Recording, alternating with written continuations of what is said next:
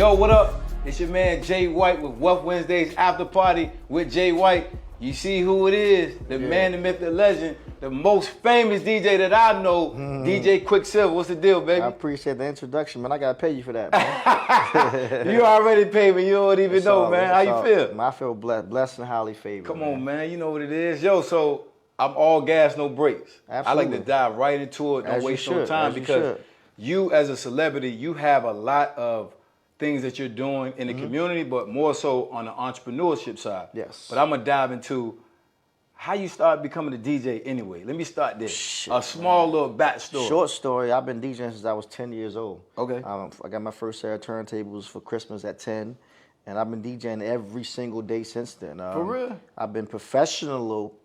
I've been professional Because I was about in to ask you nightclubs. spell it. I was like, how you spell that word? I've been professional in nightclubs since 1994. Okay. And I've been in radio since 1998. So I've been doing this a very, very long time. I was watching. You remember who gave you your first big party or big shot? You remember that? Big Sam. So my road dog to this day. It was a club called Club Indigo in Baltimore in '94, and I was 14 years old. I was a kid, and I remember him giving my first. That was my first like weekly residence. Yeah. So you had a song in the day. I did. Where they do that at? Oh, you know what I'm saying? Yo, that thing went. It went crazy. That thing went crazy. It's crazy because I made that joking, man. For real? Rest in peace to Chucky Thompson. That was a great friend of mine. I did it at his studio. And Y'all Google that song. Where they do that at? I had the whole. People don't give me enough credit. I had the whole world saying that. Bro, that thing went crazy. Man, I had a video on 106 in Park, a video on MTV Jams. Like, I made that song joking. It was like just a fun record. Me saying stuff I see in the club every night. And I had no idea. This is before viral moments happened. Yeah. So there wasn't no TikTok or none of that stuff back then. Y'all ain't even know. It was just Twitter. I already know. Back then it was Twitter, MySpace. Yeah. And I think that was it. I think Facebook was starting to come around, but it was really MySpace and Twitter back in 2009. Right. So I made the record just joking. Like I was writing down stuff that I see every night. I'm like, you over 21, still fighting in the club. Broke, holding up the bar, getting no love. Yeah. He popping wine in the champagne tub. 4 guys doing half in one bottle in the club. Like I was just joking. Right. But I'm like, all this shit is real. But you be saying that. Right. So like, you know, if your song ain't had no dance, you ain't getting no deal. Like I was just talking. That's crazy. And I'm like, damn, I should put a beat behind this. I called my man Jay Butter. He sent me the track, and I went to Chucky Thompson's studio, and that shit just happened. Yo, you obviously. And I'm not a rapper. You're not. I start the song by saying, let's get one thing clear. I'm not a rapper. I'm a DJ for real. That's how I start the record. Right. But you know people to this day still say that. Man, when they mad, when they happy. Where they do that at? Right. Yeah. You know what I'm saying? I wish I was smart enough that I would have patented it. I would have made $1 billion. But easy. I mean, luckily, I ain't going to talk much money, but I made a nice piece of change because I had a ringtone deal. That's when ringtones were big. With the 2 ways. Yeah. So I had a ringtone deal with that. So I made a little substantial amount. You hear me? My 2 ways used to be popping. I believe you, sir. Nah, but so the record labels, they came after you for it, or so it not for wasn't. real? So shout out to my partner Sean Caesar. Unruly is the name of our record label, but I just did everything independent. I never got a deal off the record. That's smart, bro. Because I was like, I don't need it. I'm not trying to be a rapper. I'm not a rapper. Yeah. So a couple of labels like, yo, we'll give you a single deal. I'm like, I don't want a deal. I want to do everything myself, put my own bread up, and own everything. And we rocked off with it. Where did things go for you after that? Like, did you see your, like, I guess the bigger question is, did you see your notoriety as a DJ get bigger, or did you see your business savvy get smarter? Like, I'm gonna say a combination of both. I came out with that record in 2008, 2009.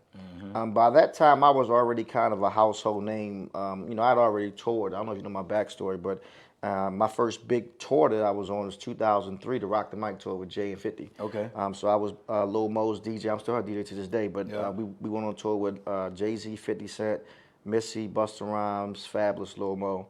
I did 35 cities with them. That was the tour that changed my life. Okay. Because that took me from being a local DJ to really a national name within 30 cities. because as I was doing the concerts, I was DJing the after parties, building relationships with the promoters and the big owners in every city I went to. And then once I finished touring, they already knew who I was. So then it was easy for me or my team to make a call. Hey, Quicks in Houston. Hey, Rod White, can he come play? Hey, Mike Gardner in Miami. Quicks in Miami, can he come play late? Like it was easier then because we already had relationships. That's crazy.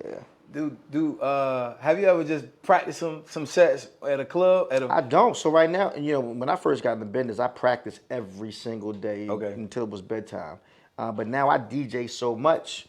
I DJ every day. I'm on the radio daily. I'm in the clubs nightly. I mean, I own 2 DJ schools. So I'm DJing every single day. Hold on quick. Hell no. You ain't about to go over no 2 DJ schools? Man, you ain't know this? Man, talk to me about. Hold on. Man, I got a lot going on, man. So, I'm opening my 3rd soon, probably end of August. So I have a school in Baltimore. Okay. The name of my school is called Quick and Easy DJs. It's an actual school. So it's not like some online. I have a building, actual school. So I have one in Baltimore, I have one in DC and Southeast MLK. And then I have one that I'm opening up in Virginia, probably either Arlington or Alexandria, probably by the end of the What's summer. the curriculum like? Like so it's a 5. So I have 2 different curriculums. I have a beginner course and I have an intermediate course. Okay. The beginner course is for people who've never DJed in their life, and my school provides everything. So me, I ain't never. So when you join Quick and Easy DJs, we provide everything: your laptop, your controller, your speakers, your headphones. You literally just show up. The beginner course is for 5 weeks, once a week for 5 weeks. And then the intermediate course is once a week for 5 weeks as well. Oh, wow. Okay. But I guarantee I've been doing my schools now for close to a little over 3 years. That's love. I've never had anybody who joined my class who in 5 weeks couldn't DJ. Seriously? It's a guaranteed thing. Do y'all have like placement, club placement or connections? Absolutely. Or, Once you graduate, we definitely, I have a library of DJs. And I get so many offers to me that I know I can't take. I just kind of disperse them out to whoever's available. But it's amazing. Then for the intermediate course, it's for people who DJ, but they want to brush up on their skills as far as scratching or blending or acapellas, whatever the case may be. But it's amazing, man. I started to shout to my partner, Be Easy. Okay. I started this because I wanted to save the culture of DJing. Did you thought it was dying? I still did, because what happened was when I say the culture, people forget that DJing is an element of hip hop. Yes, sir. If you know the elements of hip hop, if anybody studies hip hop, it's the MC, the DJ, the breakdance, or graffiti. But the first element of DJing the first element of hip hop was the DJ. Okay. So before there was a rapper, there was an MC. Yeah. Which stands for Master of Ceremony. Yes, sir. There was no such thing as rap when hip hop first started. So the MC had one job, that was to hype up the DJ. Yeah. So the DJ would DJ, the MC would be like, I say, oh, everybody put your hands up. Yeah. Come on, let's go. So the MC would hype the crowd up as the DJ. Doing his thing, And then the break dancers would be dancing. But I always believe that DJing is, to me, the most important element in hip hop. Because at the end of the day, I don't care what celebrity you bring in this room. I don't care what artist you bring in the club. If the music stops, the party's over. I agree. It's a rap, So that tells you the power of a DJ. True that. So what I started realizing over the years, I've been doing this for 30 years. When I say the DJ culture was being lost, the skill set was being lost. Okay. It stopped becoming about who's nice and who's popular. So you're talking about the skill set of scratching, blending, going right, to the next doing different stuff. Yeah. It became, right now, if you buy a laptop with music, you a DJ. You good, you in there. And all you gotta do is play the right song and hit a hey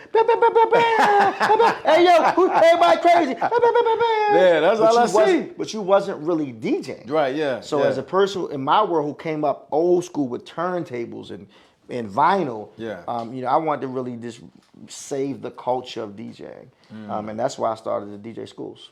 Bro, here we go. I'm gonna switch gears on you. Are you good, man? Do you think? All right, so you on Instagram a lot. So you see the entrepreneur game, and I don't want to call it a game because entrepreneurship is definitely not a game. But you can see how entrepreneurship has taken on a different face of everybody should do it. Quit your 9 to 5. Stop working for making his dreams. Make your own dreams. Talk to me a little bit about that culture and why you think it's even gone in that direction. So one of my famous quotes, and I didn't make this up, I think Jay-Z made this up. Everybody want to be the boss until the bill comes. Yes, sir. Everybody want to be the boss until it's time to pay the taxes. It looks really good on Instagram saying, hey, big boss, and it looks good for likes and algorithm and clicks. Being an entrepreneur is not always fun. You eat last. Yeah. The boss eats last. When I own stuff, I eat last. I got to make sure my employees get paid. I got to make sure that the inventory is there. I got to make sure the taxes get paid. Yep. I got to make sure that all my permits and stuff are up to code. And then once all that's done, whatever's left, I still got to put some back into the business. Yes, sir. And then once that's done, Yeah. then I might make some money. Yeah. That's the part about entrepreneurship that people don't see. So a lot of times, I think with social media, people glorify things that's not real. I started a hashtag in real life a long time ago because people are more interested in the praise than the actual work. To your point, bro, like, yes, if I get on Instagram and I say, yo, this is big I moves do in the way. You know what I'm saying? I'm doing my videos like this, and everybody looking at my building, but they ain't making no bread. But everybody's saying congratulations. That feels good for that moment in time. And that's what this is. We live in a generation now where we glorify just announcements. Yeah, the announcements gets more glorification than the actual hard work, dedication, and consistency.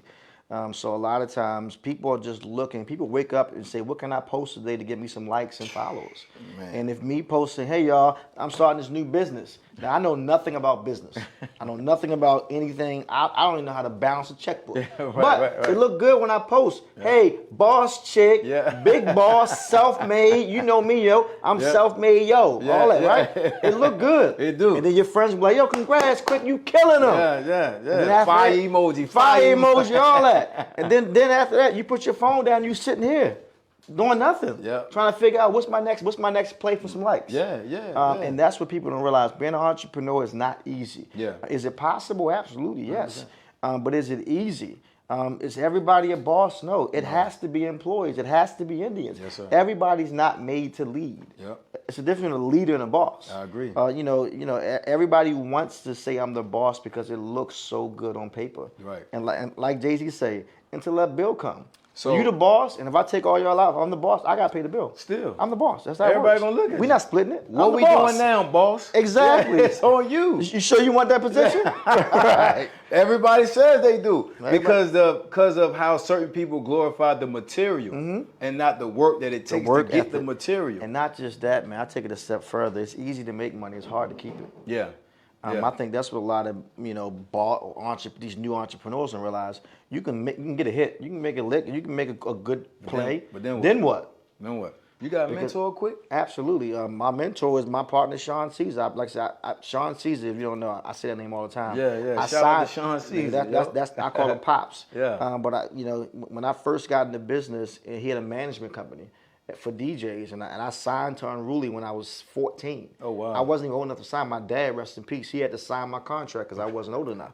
But as I got older and I started becoming a businessman, Sean went from being my manager to my partner because we started making so much money together, doing so much stuff. And he saw my hustle.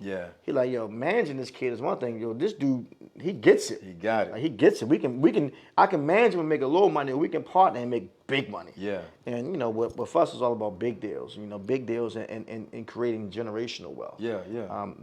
That's really what I'm in the business now. Not even for myself anymore. One of my other famous quotes is, at this point in my career, I'm hustling for my last name, not my first name. Okay. Quick is good. Yeah. I gotta make sure the Silvas are good now. Yeah. So like that's my goal right now, and my short term and long term goal is to make enough businesses and enough resources.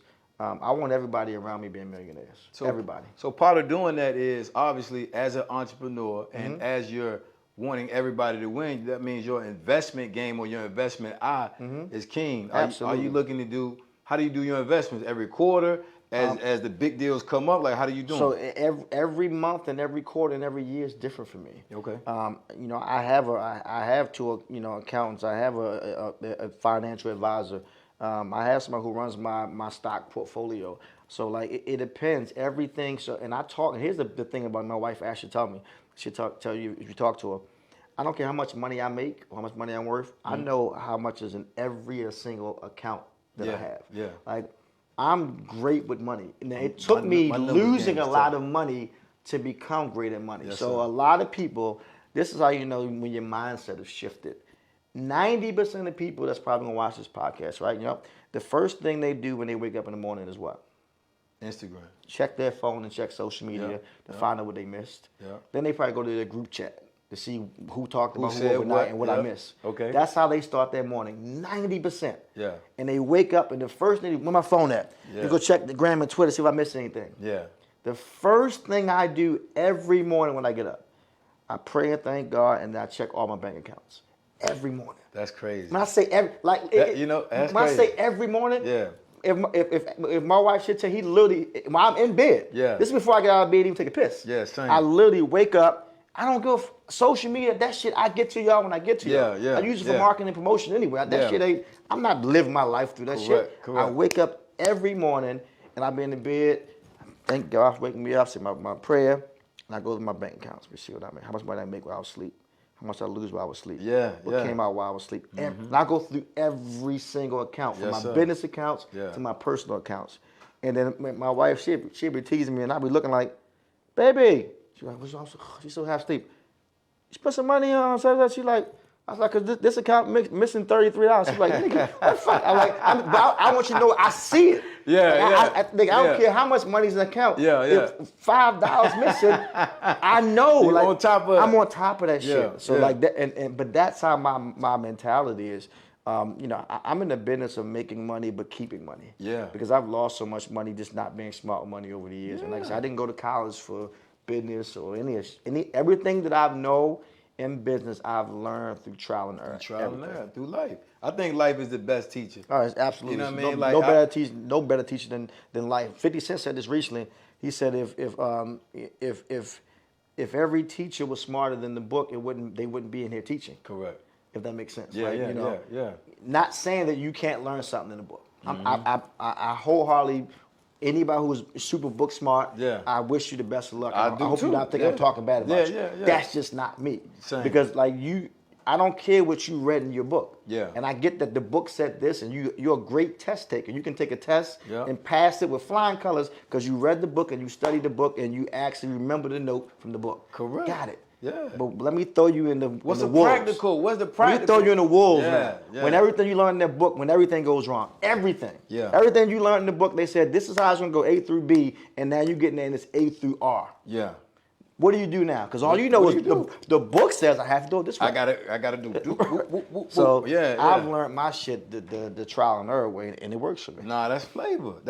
I think a lot of times streets, being from the DC area anyway, some of the most questions people ask when you're networking is where you work and where did you go to school? But then when you hit them with I ain't go to school, then they're like, all right, well, you don't have a government job? Nah, like I don't have none of that.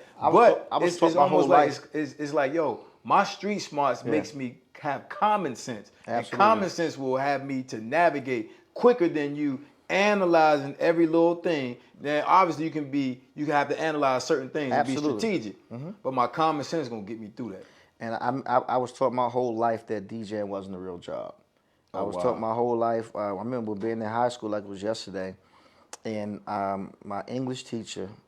I remember I was already DJing clubs in high school, and I would come to school sometimes. I'm tired because I was in the club till 2, 3 o'clock in the morning, You right? was in the club getting it in. 2, 3 o'clock in the morning, and you got to think, and even in high school, I was making so much money. I mean, I was driving a Legend Coupe and a Nissan Maxima with BBs and cream sheepskins. If you don't know what the Legend grade. Coupe is, Google it. In 11th grade. That. So I'm coming to school driving better cars than the teachers. Yeah.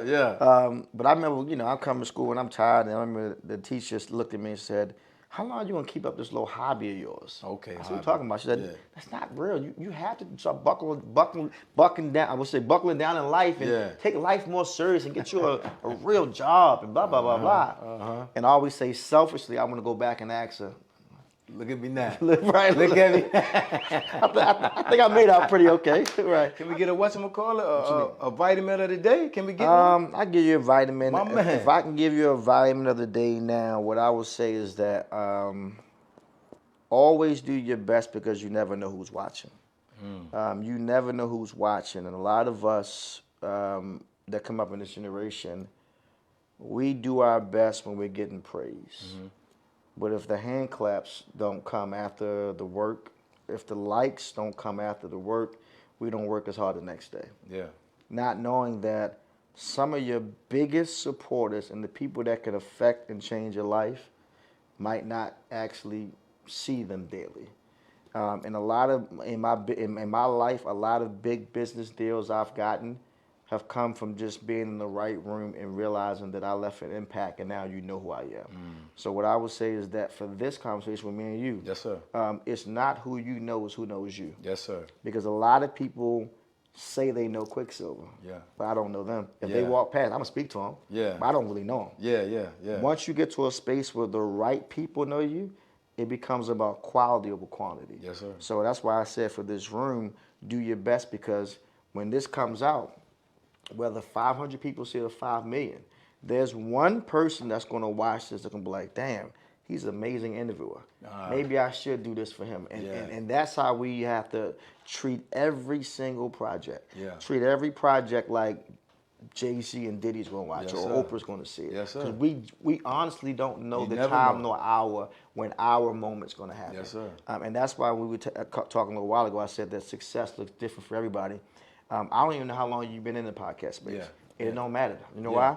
Because I know who you are now. Yes, sir. And because of that, what opportunity might come to me tomorrow that I might be like, hey, Tosh, I like you, man. You tell you, man, that's how life works. Yeah. So when you leave a lasting impression by doing your best every single time, Yeah. you'll be surprised where it gets you. Man, I can't say it no better than this guy right here, man. Listen, this episode and more, 8 p.m. Eastern Standard Time. It's Wealth Wednesday's After Party with your man Jay White. And if you don't watch this episode, you don't even mess with me.